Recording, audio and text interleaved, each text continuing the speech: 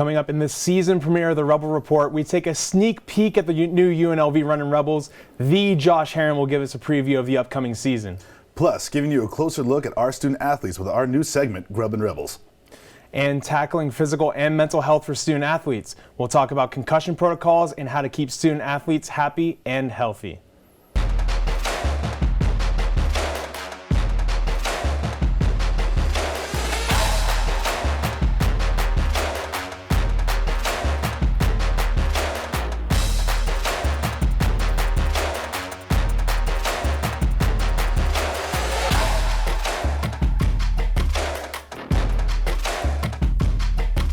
Hello and welcome to Studio G on the campus of UNLV. Thank you for joining us on the Rebel Report. I'm Dominic Lavoie. And I'm Diego Escobar. Now, before we dive into the local sports news of the week, we want to tell you what we're all about. Every week we cover UNLV athletics, the games, the events, the athletes, and the coaches. But we're also here to cover all major sporting events happening in Southern Nevada. Let's begin with our top story. Tell us about it, Josh. Thanks, Diego. The UNLV Runnin Rebels may have finished 18-14 last season, but this year the team is running wilder than ever before in this sneak peek open practice event. Now, previously they went 2-1 against 3 Canadian schools, and now the team feels it is time to focus on themselves just 1 month before non-conference play begins. It is almost college basketball season time here in Southern Nevada. Thousands of UNLV fans in attendance gathered for what could only be described as a showcase of talents this season. I think the best teams come down, down the stretch in March are very balanced, and I think we have a very balanced team. The players came out on the court in a Midnight Madness-style entrance. The event featured various practice drills and a 5-on-5 scrimmage between the Scarlet and the Gray team. We say all the time there's no such thing as a former rebel. You might be a former player or a former student, but you're always a rebel. I think this year we got better guys, that can guard, so we're looking forward for like a good defensive team. When all was said and done, the players held meet and greets with the fans, taking photos and signing autographs. The Rebel Nation has treated us very well. Getting people to come in before the season starts, a lot of other things going on. We realize what it is to play in the city of Las Vegas. We're happy that we have so much support. So far, they've been showing love. It's been a lot of love. Even in the open practices, they came out and showed love. So I appreciate everybody that came out. I hope they keep coming. And just what they can expect this year is a good season. I hope they keep showing love and get everybody back here and get the MAC pack again. It's been nothing but love from the Rebel Nation. So the message I got for y'all, just stay tuned. We're going to surprise y'all this year, make the tournament. We're going to bring UNLV back this year. And folks, next month is when the regular season begins for these Runnin Rebels. Now look here, we got a 4-game homestand starting out with Southern University on Monday, November 7th. Then the following Saturday, Incarnate Word will come to the MAC on the 12th, followed by Dayton University on the 15th and High Point on the 18th. We can't wait to see this team back in action. Reporting live in Studio G, I am the Josh Herron, Rebel Report. Thanks to Josh Herron. Next up, we go to Justin, our international student athletes. Tell us all about it, Justin.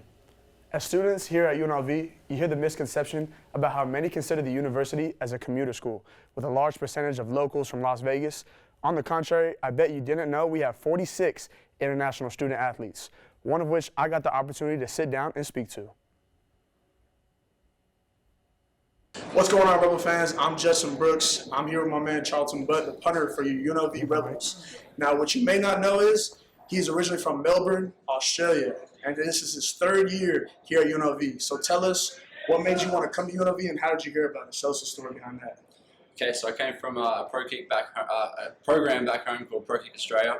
My coaches had told me that UNLV had reached out and looking for someone with my sort of talent, and I knew about Vegas, but I didn't know too much about UNLV at the time, and then I heard about all the new coaching staff and the new facility and stuff like that, and I thought it'd be a good opportunity. I'd never been to America before, so it was sort of just like...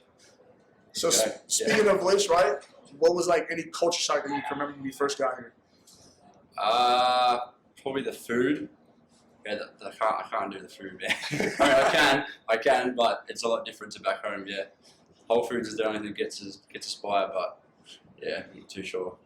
All right, and now this is his 3rd year, like I mentioned, and this is the best start that UNLV has had since he's been here. So what have you seen year by year, like change, improve? Has it been the coaching, the practice, the player talent, the culture? What has it been? I think it's player talent competition. They're bringing in new guys, new talent. I think that raises the standard. And then from there, I think as a playing group, we're sort of just more player-led. I mean, the coaches are on our ass still, but yeah, I think there's more of a the group's tighter, and yeah. Chemistry. Yeah, chemistry. Yeah, I mean, we've been together now 3 years as a group, like close as a group. So yeah, chemistry within the group, and yeah. And how can you tell us, how did you develop that skill set or passion for wanting to be a punter? So in Australia, we play Australian football, which is nothing like anything else in the world, and we just kick the ball around. So I've been kicking the football since I could walk, pretty much, and yeah, transitioning to punting, which is learning about more of the American style and the American ball, which I learned at Pro Kick. So yeah. Thanks, Justin. So for today's discussion, we are going to focus on football today. We'll begin with UNLV football specifically. So we are going to talk about Doug Brumfield's importance to the team and how the team moves forward if in fact he is out for a long time or for a few games, whatever the case may be. He is day to day now with his injuries. So to begin with, let's just kind of talk about his importance. He is the leader right now in the conference play right now. He's got 273 yards per game. So he's clearly very important to the team. So what are our thoughts on that? When it comes to football, everyone knows there's no I in team. And that has to go for this Rebel. It is unfortunate what happened to him. I'm glad that he's day to day. We'll see how it goes. But in order to succeed as a unit, it can't just rely on the skill of just one player. So in order to succeed, your whole team needs to work. So it's unfortunate. I hope he gets back soon. We'll definitely need him as a valuable player. But they should be able to push on smoothly. I trust in the system, and I trust in the coach. Yeah, for sure. What I'm curious about next is just how the team will function if Brumfield is out long term, because last season you saw with this Rebel football team, with how turbulent that quarterback room was, with Cameron Frail coming in for a few snaps, Tate Martell in his short stint at UNLV coming in on third downs and whatnot, and Brumfield being unhealthy himself last season, it really contributed, in my opinion, to the lack of finish that UNLV had last season. They didn't finish off a lot of teams. They were up against San Jose State last year in the homecoming game. They were up to a lot of good teams. They were beating Fresno, which is one of the best teams in the conference last season, and they just couldn't finish that off. And I feel like that is largely contributed to by the lack of consistency at the quarterback position. And now with Brumfield leading the conference in passing yards and being named Conference Player of the Week and just being such a good piece to this Rebel offense, it really speaks volumes to me with how good quarterback play is important to this team. And I'm just curious to see what Cameron Frail can do, if he has to step in long term, and even if Doug Brumfield comes back, if he'll be able to play at the level he's been playing at so far. Yeah, I agree with that. And even on the other hand, obviously we can't make an injury, go away fast. But having a fractured back last season, Doug Brumfield, and then getting hurt again after you're having a breakout season, that's really, it's going to hit the team, hit him, hit everyone hard. So like you said, I hope they can bounce back. But he was having a breakthrough season, and Frail is capable, but it is very unfortunate that he got hurt again. Player safety is the most important thing at the time, especially with all the crazy stuff that's going on around the professional leagues. Right. You want to make sure that your star piece is well and put together. Yep. Especially, and this team is deep enough too. That Aiden Robbins has been having a phenomenal year on the ground. The wide receiver core has really taken steps this season. And despite the score against San Jose State, it was an absolute blowout. It's still, there's games that it's going to be like that. Marcus Arroyo said you can't let a game beat you twice. Yeah. So that's going to be a big thing, and they can't let this injury to Doug Brumfield beat them multiple times. Okay, and now with that, let's transition to another team that's had their struggles recently as well. So let's talk about the Raiders a little bit here. To say the least.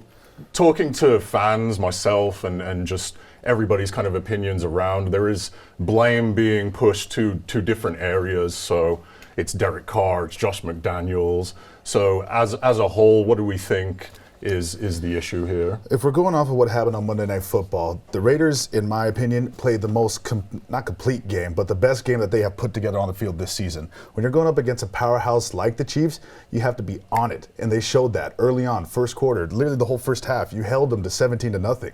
That's impressive to do to the Chiefs. And it just, a fight throughout the whole way, and then it was just the little costly mistakes towards the end.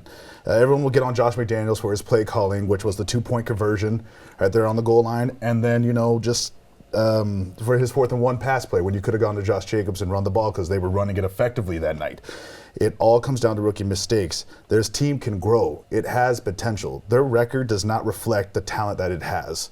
So if they got the bye week this week, after this they go against the Texans. If they're able just to channel, get healthy, and if that Devontae Adams stuff doesn't come to haunt them later down the line, they should be okay. Yes, and carrying on with that, the second half, the flag play on the holding when then the Chiefs kicker missed it but didn't count. That was the first time that the Raiders stopped the Chiefs on a conversion since halftime. So how do you think, how do we fix that? How do you fix that? It's quick mistakes like that it's kind of just on the refs. It's in fairness to the defense. You have to be careful not to get holding plays like that. And usually there's always holding somewhere on the line. You just got to be careful it's not flamboyant and enough to where they can see it. Right. Okay. Well, that'll do it for us for this week's discussion. Continuing on, the NFL is replacing the Pro Bowl with a week-long skills competition and a flag football game. The new event will be renamed the Pro Bowl Games and will feature the AFC as well as NFC players showcasing their football and non-football skills in challenges over several days. The Pro Bowl Games and the flag football game will be taking place right here in the Valley on Sunday, February 5th at Allegiant Stadium. Now let's go back to Dom at the desk. Thank you, Chris. Now, on this episode of the Rebel Report, we're premiering a brand new segment called the Grubbin Rebels. Jade, tell us all about it. Well, Dom, on Grubbin Rebels, we sit down with our student athletes, grub on some food, and get to know them a little bit closer. Here's a sneak peek. Hi, welcome to Grubbin Rebels. This is our first episode. Today we have Alyssa Brown, aka AB, stretch forward on the women's basketball team. Today we are here at Mr. Fry's on Flamingo, the best food on campus. So let's see, what is AD grubbing on today? Let's see.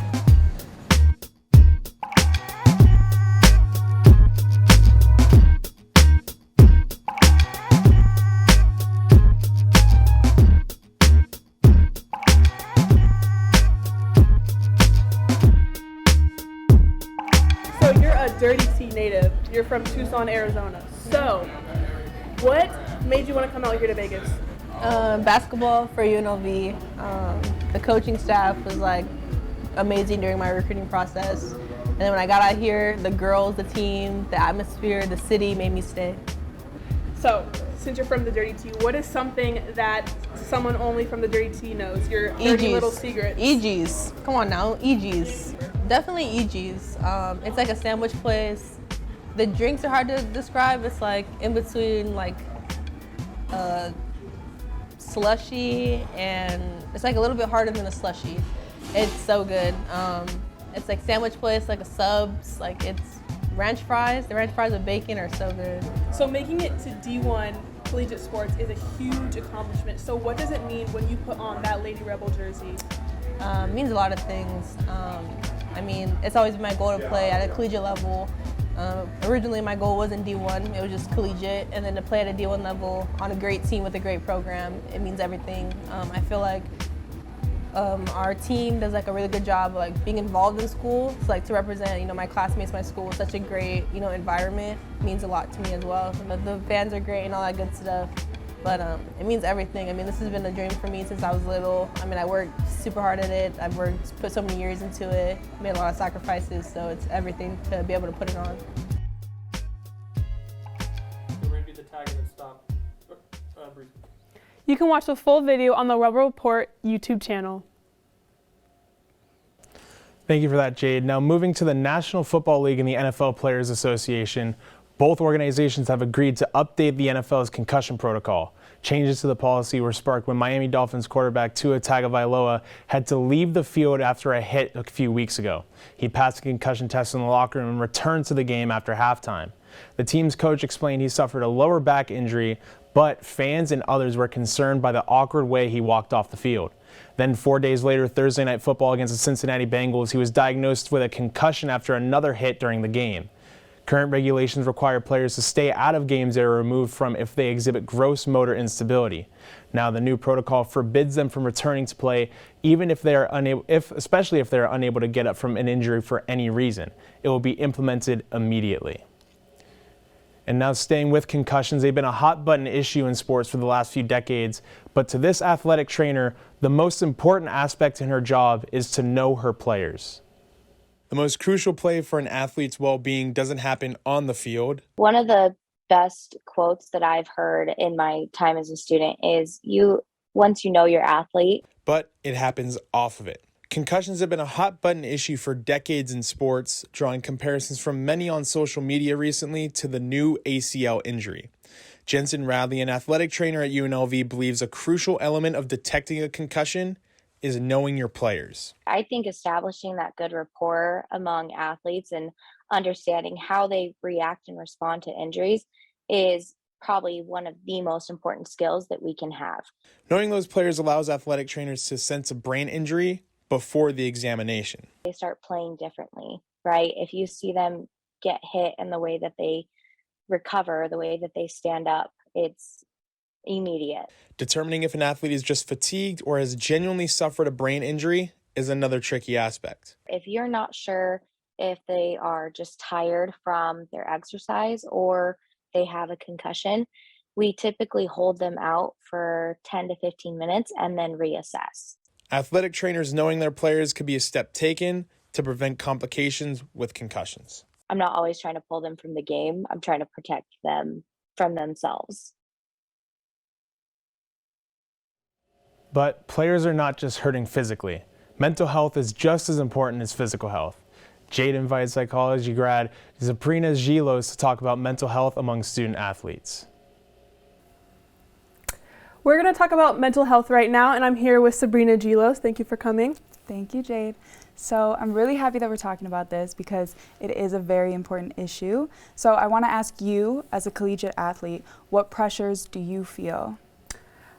I feel like there's a lot of pressures that you have to be this perfect person all the time, and that your performance basically identifies who you are as a person. And I feel like it's hard to always keep that like good image up. Like if you don't have a good game or you don't play a lot, you think, oh, like I'm worthless. Like, you know, people are like, oh, bench warmers like for other things. And I feel like that doesn't define somebody as a person, but I feel like because of the outside pressures and like how it looks, I feel like that gets misinterpreted a lot. Mm-hmm. Do you feel like your feelings and emotions are not seen because you are seen as more of a sports figure rather than a human being? I think yes and no. I think there's a lot of pros and cons that come with this, but I definitely feel like the pressures that of like being a sports figure is it kind of just like takes away from you as a person. Like, yes, I am a student athlete, but also I'm Jade. Like, I have more to me. My sport is not all I am, because if we put this pressure on our athletes, then what happens when they're done playing? Then they're really not going to know who they are because the world has seen them as this only sports figure for so long. Mm-hmm. So when you do feel pressures or anxiety, is that coming directly from your sport, or is that coming from outside sources? For example, your family, your peers, social media? Yeah, I think that a one big like misconception is that if you give resources to athletes, that everything's fine. Like, okay, we had a mental health discussion. Okay, you have your sports psychologist. Like, okay, like you're good. But really what people I think fail to understand is it's also how you talk to people. Like, you can be like, hey, like here's your sports psychologist, but then you can go and like bash somebody and like tear them down. And I feel like people forget that giving resources is one thing, but acting on that and being a good person in general is so much more, and it's so helpful to keep that athlete like in that good mind. It's like, it's how you talk, not just I gave you this so you can be like this and I can talk to you however I want, which I think what is something that we all need to work on in this industry and world. Mm-hmm, for sure. I think I'm really glad that there is more awareness around it right now, so hopefully we keep moving forward in that direction. Yes, thank you. That's all we have for our panel today, but we're going to throw it over to Diego. Thank you, ladies, for that discussion.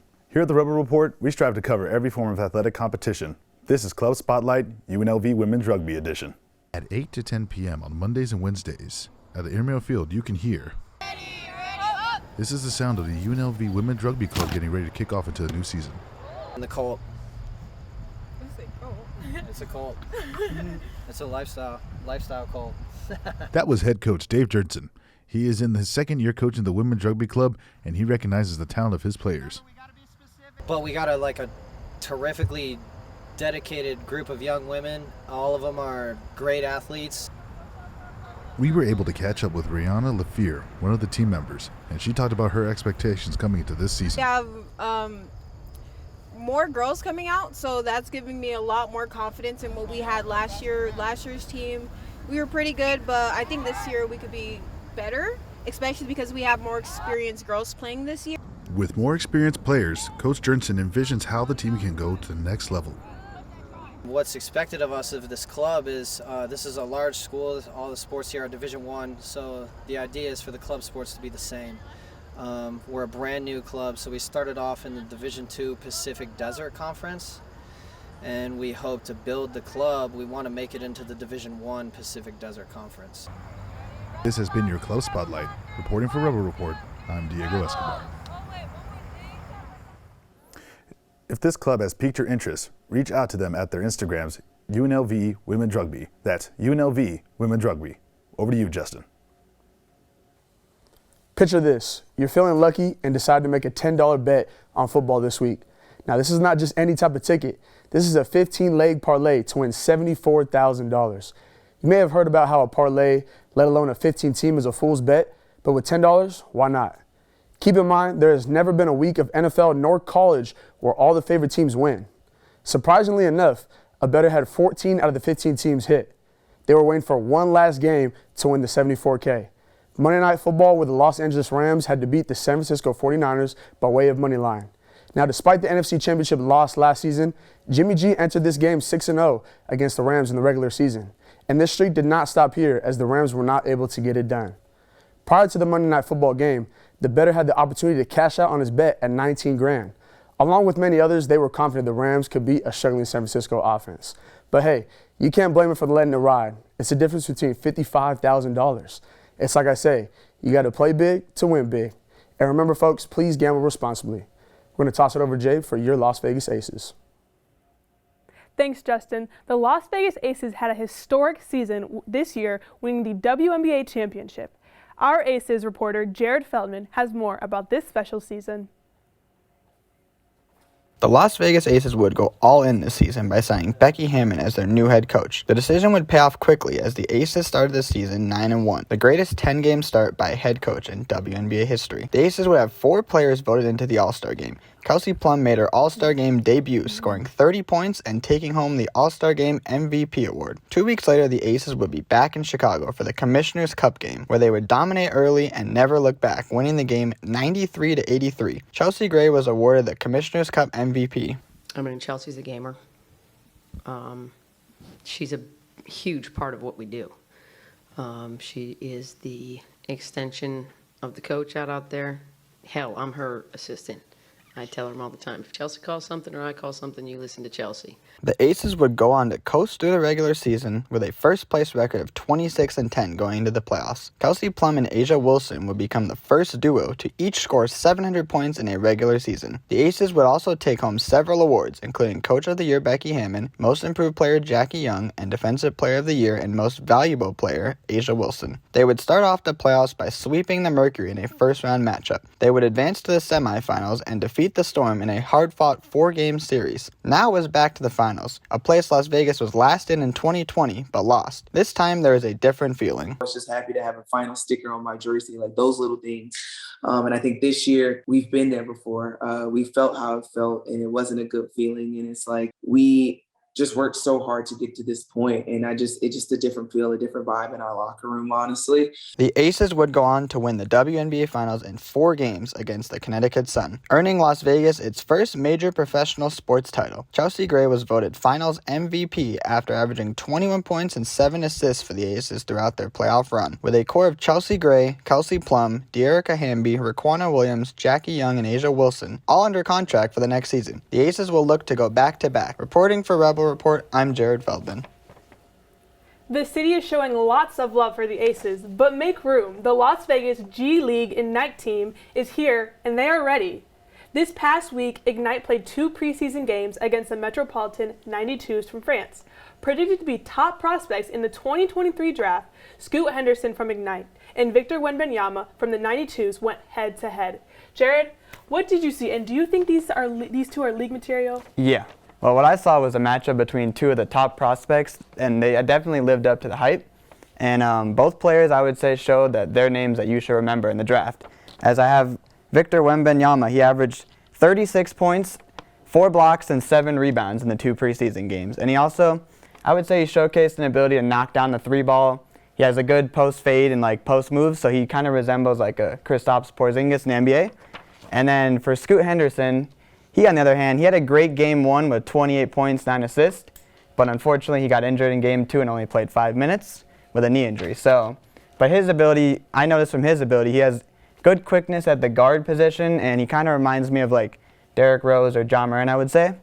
But with that being said, Jay, what do you think are the keys for the Ignite this season? I definitely think that the keys are to give Scoot Henderson the ball. Give him the ball until the defense learns how to defend him. He showed that he is a true 3-level scorer, but his pull-up is his sweet spot. He has a hot hand right now, and I'll be interested to see if he keeps a hot hand in November when they start. Chris, back to you with UNLV Athletics. Take it away. All right, so we went around and we had a little fun around campus, and we asked people if they knew who Marcus Arroyo is. So we had 2 pictures here. As you can see, we got the little kind of business look here for Marcus Arroyo, and then we've got the look that he typically has when we see him in his football gear. So let's take a look at some of the highlights. So I've got a question for you. Go for it. Do you know who this man is? He looks familiar. Has he been on the news recently? Yes, he's been in a lot of news recently. Okay. So let me show you another picture. Do you know who he is now? Football coach? Ah, there we go. Yes, he's the head football coach, Marcus Arroyo. Who wants to be on camera? Who wants to be on camera? Okay, do you know who this man is? No. Okay, what about if I show you this picture? Do you know who he is? No. Okay. Are you a UNLV football fan? Yeah. You are? Yeah. And you don't know who this is? No. What's up, man? Good. Do you know who this is? He looks like the coach for the football. Yes, Maybe he head is. Coach? He is head Yeah. Coach. Can I be part of the team? Can I play in the team? You want to play on the team? Yeah. Well, you got that'll be his decision, not mine. Do you know who this man is? Yes, that is is that Adam Laxalt? It is not. That no. is okay. That is the former Secretary of Defense. No, it's not him either. Okay, that is. What about? Let me show you this. Does that clear it up a little? Is that the coach for the UNLV Rebels football team? Yes, it is. Marcus Arroyo. Yes, yes. Do you happen to know who this man is? The face is familiar. Check out the next slide. Flip over there. Does that clear it up a little bit? I will say this. All right. Looks like he could be in business school. Looks like Marcus Arroyo. So. Do you know who this man is? That is Coach Arroyo. Yes, it is. And you would know yes, that indeed. if you watch Rebel Report. Oh, yes. Yes, you would. To close out the show, every week we like to shine some light on the community. It is even bigger than sports. This week we go to the soccer field for a player turned coach and his impact on the community. Jose Tabares has more. Angel, beat him. Don't let him win. Don't let him win. Colmam has played soccer his whole life, starting from when he was about 4 years old and playing through high school and a year in college. But he's back on the field from the sidelines, influencing the young into the game. I think I just provide my knowledge of the game to a new generation. Like these kids, they're young, they're 5 years old, so I'm pretty much their first influence on the game. So I think it's pretty important the impact I have on them. Cole has also done some charity work for the community, raising money for asthma awareness. Asthma Awareness Foundation tournament. So I had a 3v3 tournament with a bunch of older guys. It was 18 plus. And it was just for raising money for asthma. We ended up raising $11,600 for the cause.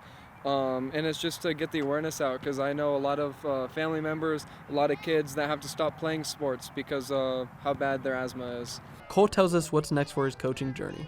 So currently I'm trying to get my coaching license to get up. I have the very basic one right now, but I would like to further my career in coaching and get higher licenses, as well as I want to do another charity event, probably in December or January for like the holiday season. Same concept, 3v3, but probably going to pick a different foundation to go with.